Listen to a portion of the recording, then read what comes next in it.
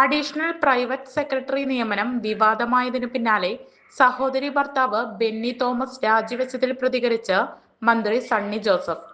ബെന്നി തോമസിന്റെ നിയമനത്തിൽ നിയമപ്രശ്നമില്ലെന്ന് സണ്ണി ജോസഫ് പറഞ്ഞു. വിവാദം ഒഴിവാക്കാനാണ് രാജി.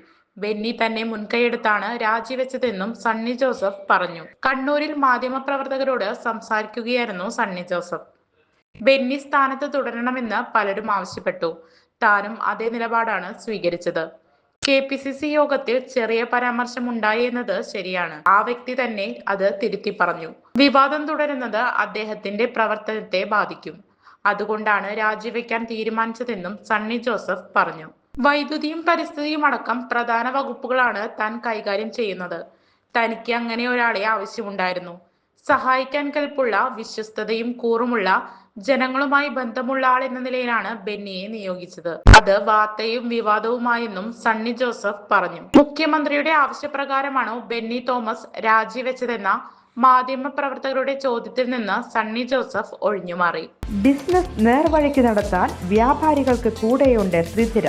GST നോട്ടീസുകൾക്കുള്ള മറുപടി, registration, return filing, appeal filing, accounting, income tax return filing and project report തുടങ്ങി വ്യാപാരികൾക്ക് വേണ്ട നിർദ്ദേശങ്ങൾ ലഭിക്കാൻ ശ്രീധര അക്കൗണ്ട് വടക്കാഞ്ചേരി. ഫോൺ 9447077369. മറ്റൊരു നമ്പർ 9562467999. കൂടുതൽ വാർത്തകൾക്ക് ഞങ്ങളുടെ ചാനൽ സബ്സ്ക്രൈബ് ചെയ്യുക.